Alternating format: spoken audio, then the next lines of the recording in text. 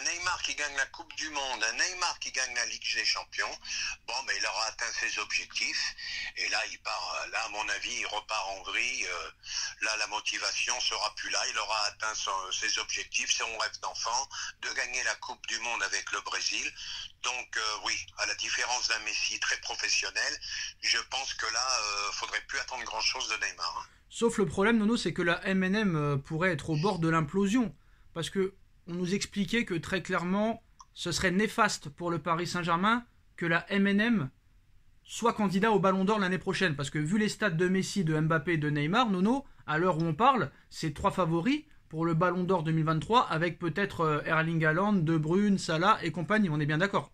Ah ben moi je te dis, s'ils font la saison jusqu'au bout et continuent à briller, à empiler les buts, etc., eh ben je serais pas surpris d'avoir le trio du PSG sur le podium du Ballon d'Or. Hein. Mais Nono, tu nous expliquais aussi que ça pourrait être un problème dans le vestiaire parce que comme c'est 3 coéquipiers qui deviendraient 3 candidats pour le Ballon d'Or, ça pourrait poser des problèmes dans le vestiaire.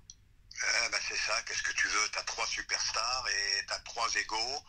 Bon, encore Messi est plutôt raisonnable, mais t'as entre Neymar et Mbappé, t'as des égaux surdimensionnés. Ben on verra comment ça se passe, qu'est-ce que tu veux que je te dise? Et tu penses que cette concurrence peut être néfaste au Paris Saint-Germain, sachant que depuis 7 matchs, voire 9 matchs même maintenant, oui 9 matchs, il n'y a que les 3 qui marquent au Paris Saint-Germain. Donc à l'arrivée, pour moi, ils sont pas au bord de l'implosion. J'espère qu'ils auront l'intelligence d'aller jusqu'au bout. Bah, en tout cas, c'est dans leur intérêt. Après, on va pas se mentir, hein. Rappelons-nous la BBC, Benzema, Gareth Bale, Ronaldo à Madrid. À l'arrivée, les 3, ils ont fait des dingueries. Regardons aussi la MNM au FC Barcelone, Neymar, Suarez, Messi. Il y a eu de la concurrence, mais à l'arrivée, les 3 aussi ont fait des dingueries. Donc pourquoi pas les 3 aussi feraient des dingueries? Eh ben, c'est tout ce que je souhaite, Sacha. Je te dis franchement, c'est tout ce que je souhaite parce qu'on n'est pas prêt de revoir 3 joueurs de ce niveau-là. Malgré les moyens des Qataris, ce qui s'est passé là, tu as peut-être les 3 meilleurs joueurs du monde. On n'est pas prêt de retrouver ça, à mon avis. Hein. Alors profitons-en. Parce que ce serait Mbappé qui serait au cœur des problèmes. Entre Neymar et Mbappé, c'est un peu je t'aime moi non plus. Les 2 cracks vivaient pourtant une véritable romance, on va dire. Hein. Mais l'arrivée de Léo Messi au PSG les a depuis éloignés. La cassure définitive s'est faite lorsque le Brésilien a appris que son coéquipier aurait demandé son départ cet été. Hein. C'est le média espagnol El País qui révèle qu'au moment de sa prolongation, l'international français aurait réclamé un modèle de management basé sur la rigueur. Donc un membre de son entourage a ainsi assuré aussi que le joueur de 23 ans estimait que l'indiscipline de Neymar n'était pas compatible avec cette volonté, d'où la demande de son départ, même si cela n'a jamais été révélé officiellement, Nono, hein, mis au courant de ses intentions.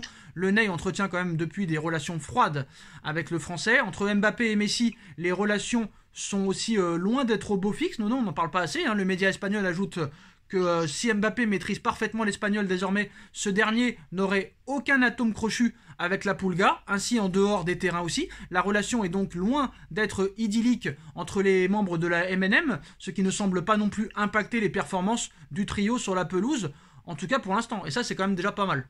Eh ben, ils partiront pas en vacances ensemble, mais ils ont l'intelligence de jouer, mais il est bien content de recevoir les caviars de Léo. Bon, rappelle-toi que quand il était jeune, on lui disait tu préfères qui, Ronaldo ou Messi? Il a toujours dit Ronaldo. Donc déjà, premier point. Après, il a eu une interview, quel est ton joueur préféré? Mon joueur préféré, c'est Neymar. Bon, ben voilà, les années passent et les gens changent.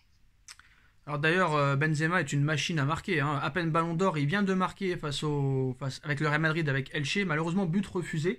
Donc voilà, le Real joue à l'heure actuelle en championnat espagnol. Alors Nono, très clairement, ce match contre Ajaccio, ce match contre le Maccabi, si tu perds un de ces 2 matchs, ce serait vraiment très bête d'être défait de cette manière pour la première fois de la saison. Hein. Eh ben, je dis tout simplement, attention, 2 matchs pièges, 2 matchs. Attention, alors Nono, très attention, c'est les matchs pièges par excellence. Nono, il y a un joueur dont on n'a pas parlé, on a parlé de Vlahovic, on a parlé de Raphaël Leao, on a parlé d'Ousmane Dembélé. Alors, pourquoi pas Memphis Depay aussi, dont le Barça cherche à s'en débarrasser? Est-ce que Memphis Depay aussi pourrait être intéressant pour venir renforcer l'attaque, Nono? Eh ben, dans le turnover, il serait très intéressant. vraisemblablement hors des plans de Xavi. Memphis Depay devrait prochainement quitter la Catalogne. Déjà sur le départ cet été, le prochain mercato hivernal devrait être celui de l'envol pour le Batav, alors que, comme annoncé par Sport, Galatasaray rêverait de l'attirer en Turquie. Alors Galatasaray qui a fait un très gros mercato. De son côté, le joueur ne serait pas totalement ouvert à un départ en Turquie. Donc à 6 mois de la fin de son contrat, pas le choix, pas le choix pour le FC Barcelone pour récupérer un petit peu d'argent. Bon, il est arrivé libre, donc ils en perdent pas, mais bon, ils en ont besoin. Lui qui pourrait toucher une jolie prime en cas de signature libre dans son futur club. Son avenir devrait néanmoins s'éclaircir après la Coupe du Monde. Honnêtement, Nono, après la liste que je t'ai dévoilée, est-ce que Memphis Depay serait peut-être ce que cherche le PSG ? Pas comme titulaire, mais comme remplaçant sur le banc, un mec qui peut rentrer à une demi-heure de la fin. C'est un type qui est capable de faire des différences, pourquoi pas. C'est pas quelqu'un qui pourrait poser encore plus de problèmes dans le vestiaire parce qu'on sait que c'est un fêtard et être à Paris c'est pas le mieux pour lui. Ça fait un ego de plus, voilà, c'est ça le problème. Le problème c'est que dès qu'ils arrivent... Par contre moi Nono, le dossier Hakimi, il faudra en parler un jour parce que je le trouve très inquiétant à droite. Très très inquiétant. Bon. On en parlera, Sacha. Pourquoi pas recruter aussi un latéral droit dans les mercatos à venir parce que j'ai l'impression... Moi franchement je te dis la vérité Nono, moi Hakimi je le vendrais, il n'apporte rien. Pour l'instant, pour moi, Hakimi, on le fera dans une prochaine vidéo. Mais pour moi, pour l'instant, pour dire deux mots, Hakimi, pour moi, est surcoté pour l'instant. Je attendais beaucoup plus de lui. Alors non, une question. Avec le mercato XXL qu'a fait le Barça, s'il y a une élimination dès les poules de Ligue des Champions, que vont faire tous ces joueurs? Ils vont très clairement rester à Barcelone, mais pas évident quand même de gérer tout ça, Rappelle-toi ce que je t'avais dit. S'ils ne sont pas qualifiés en Ligue des Champions, début de crise au Barça. Voilà, c'est tout. Début de crise, la crise elle est jamais vraiment partie parce que oui, parce que tu n'étais pas qualifié en huitième, t'as pas les rentrées d'argent qu'il faut, et voilà, avec le mercato XXL qu'ils ont fait, ils ont vendu tous les bijoux de famille, il y en a plus de bijoux de famille, et ça risque d'être compliqué pour eux. Peut-être aussi qu'ils ont acheté trop de joueurs. Peut-être aussi. Alors faut pas oublier aussi que Florentino Pérez est à fond sur la Super League, le projet porté par Pérez.